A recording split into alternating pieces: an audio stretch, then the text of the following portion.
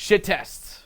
Okay, you've heard me talk about shit tests for a million times already, but it is still important. And of course, on our journey to becoming a natural, there are little nuances that I want to add for you that would otherwise not make sense if you're a guy who hasn't done any experience yet. But at this point, you have gone out a lot. You have got different reference experiences, and now I can add a couple things that will enhance the whole natural game experience. Now, what you got to know is after watching this video, you'll have an even more thorough understanding of how to deal with shit tests. You'll have a better knowledge not only of the background, because we deal with that in the betaization chapter, if you remember, but most importantly, you know how the actual art of being shit tested and overcoming a shit test or passing a shit test works. First and foremost, what you got to know, I mentioned earlier as well, there's two kinds of tests. There's shit tests and what I call real tests. Now, obviously, let's talk about shit tests first. And this is, I can't emphasize that enough, my friend. Shit tests don't happen because the girl is mean. It's not like she's being born on the meanie tree and she's walking around with her sole purpose of being mean to you. No, every girl just wants to be loved. Remember, no matter how hot the girl is, no matter how unattainable she seems, deep down inside there's this little girl that just wants to be loved. Now, obviously, she still needs to make sure that the guy that she's dealing with is an alpha male. She cannot just walk up to any guy like, excuse me, are you an alpha male? Obviously, considering that the guy would know or understand what she means, he could just say, yes, I am an alpha male, and the girl would be lied to because it might be a beta male that lies. So obviously they got to find subtle ways to test alpha male behavior, which is basically a shit test. Remember what we said earlier about betaization. A shit test is the first step, the first stage of any betaization. Okay, shit test is a betaization. She just wants to make sure she's dealing with an alpha male. And furthermore, this is so key, any shit test is a good sign. It's an amazing sign, actually, because a girl would never shit test a guy that she has zero interest in.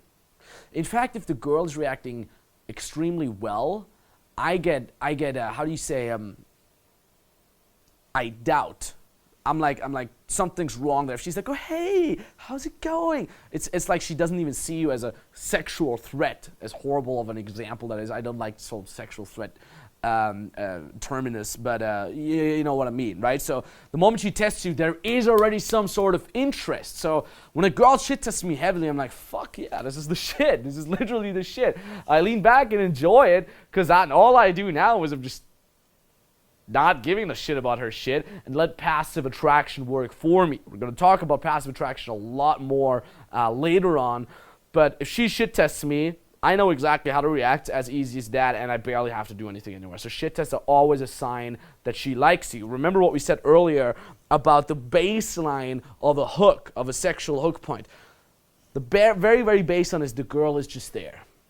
As long as the girl is there, you're all good to go. She could walk away, she could throw a drink at your face. As long as she's there, you're good to fucking go. That is one thing. And the little more aggressive version of that is the girl testing you. Shit testing you. There's the other version, the positive version is she actually shows interest, she invests a lot, That doesn't always happen, it depends a lot on the girl, but shit tests are good. Okay, that's the basic gist of this little random mini rant. Okay, shit tests are good, celebrate them, be happy. Now, most shit tests look very logical, and again, it helps a lot if you just abandon the whole notion of logic overall. I would say 90% when it comes to game.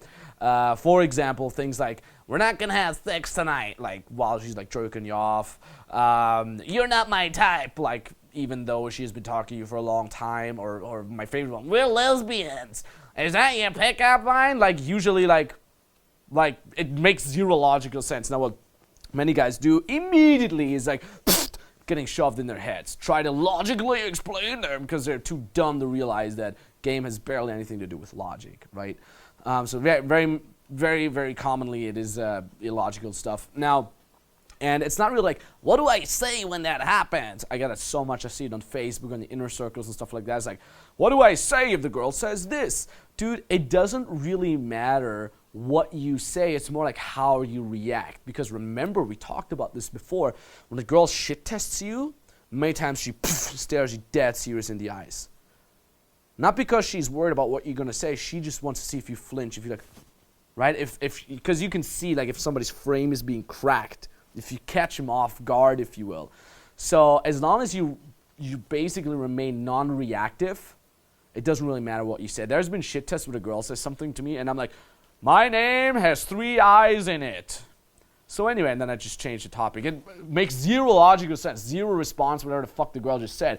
But she saw this guy doesn't give a damn. So it's a lot more how you react, not what you say. Because the basic underlying natural communication is, if I'm going to give him shit, is this guy going to change his behavior? Is he going to be apologetic? Is he going to get logical mode? Or is he going to proceed with what he was intending to do? As easy as that. Now, there's also tricky ones, and those are very, very nasty. Those are some things I want to add here now as we're progressing through the natural journey. There's going to be tricky ones. For example, what a girl gives you a fake escalation window where she initiates a makeout, right? I've had that. This was this one girl called, I think, Lily or something. She would open me. It was like 10 or 11 p.m. I just got into the club. It was in Vienna. And she's like, oh, hey, blah, blah, blah, blah, blah. And she initiates makeout. And I'm like, cool, fuck yeah, man. Without her having to work on anything. You know, it's like too easy, if you will. It's not the girl escalating on you. It's this fake initiating makeout. And I'm going to go full on for the makeout. I'm like, oh, I'm the shit. I'm the master PUA and whatnot. And then she's like, haha, and just runs away, right? And then she made out with another guy, and she basically just like played Master of Puppets with all those guys, right, with their heart, if you will, with their souls. And none of those guys got to go home with her. Basic underlying natural communication there is same. Is this guy going to change his behavior? Or is he going to escalate on his fucking terms? Okay?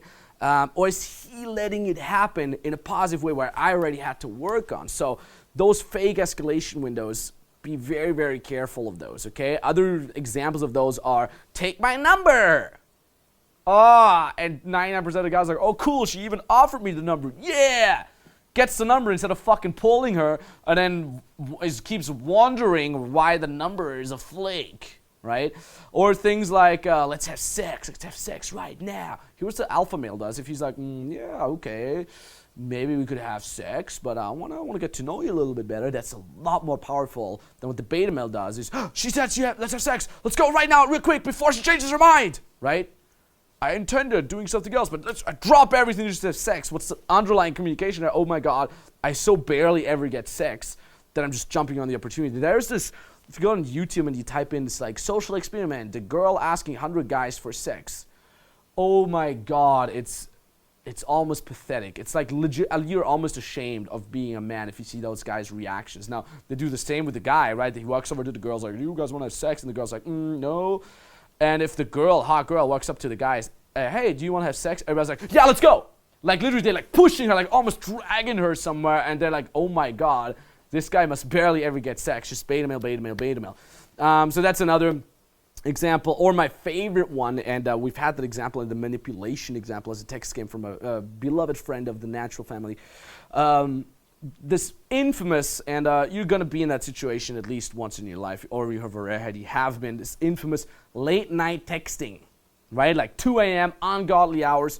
Most of the time, and this is really bad stuff, the girl knows, for example, the next day you have to get up early, or you have something important the next day, and then in the middle of the night she's going to call you or text you, hey baby, come over, I'm super horny, right? It's this baiting again.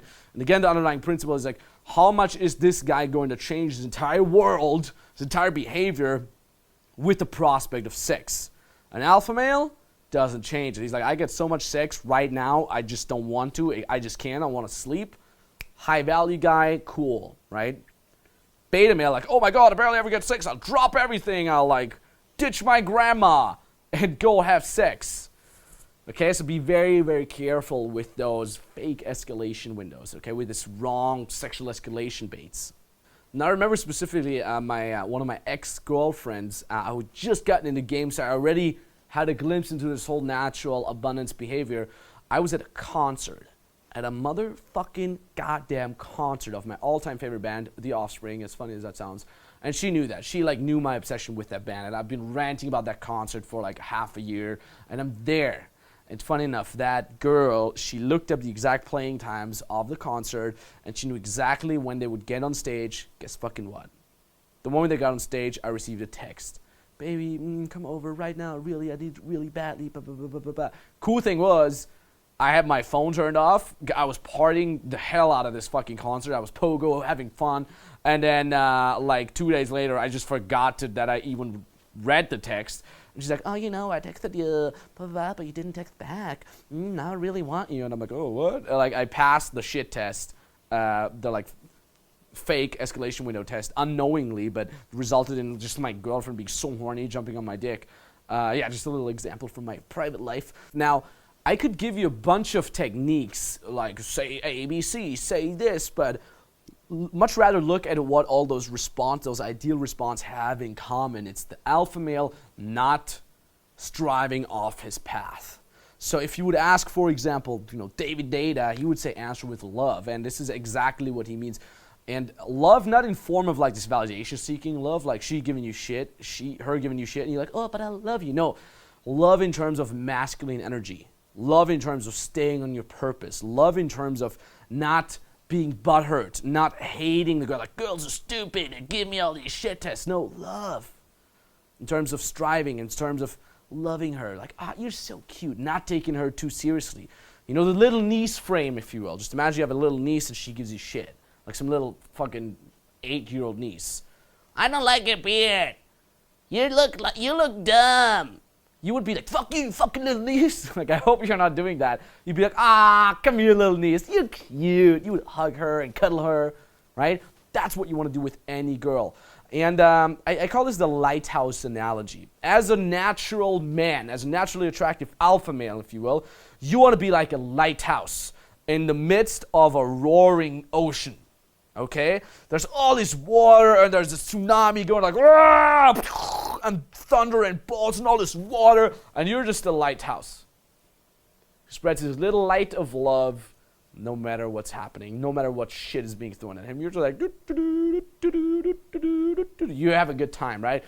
That is how you deal with a shit test in a natural way. It's not about what you say, it's just remaining this like steady entity with a good energy, high vibrations, and you're not being thrown off your path from the shit from the girl. And this is, on the one hand, extremely easy for you once you just learn how to react to that, or how to not react to that, basically, to be more precise. It's easier for you. It takes a lot less energy because you're just like, oh, well, they're just giving me shit. Who cares?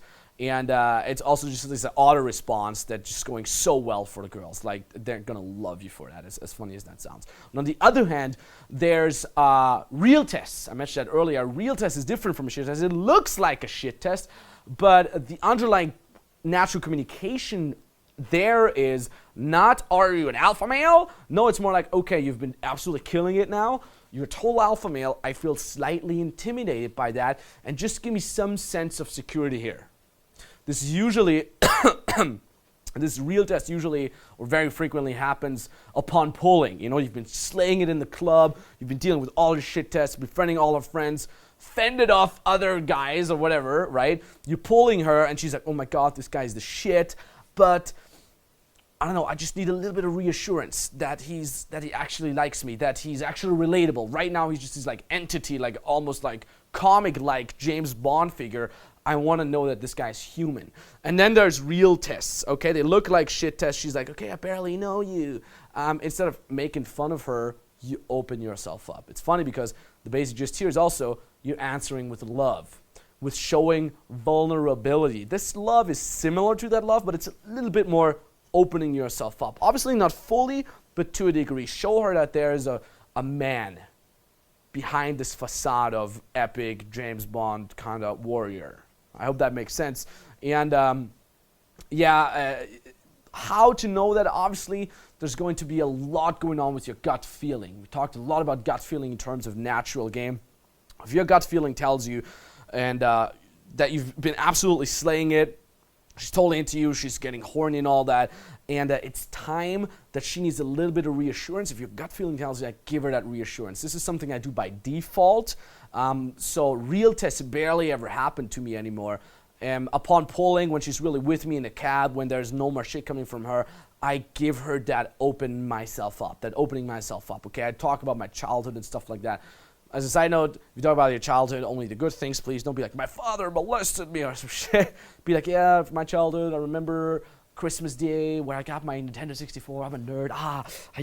I know this sounds weird now. You probably don't want to talk to him anymore. She's like, no. Right? The girl's like, no, please open yourself up more. I need this. Right?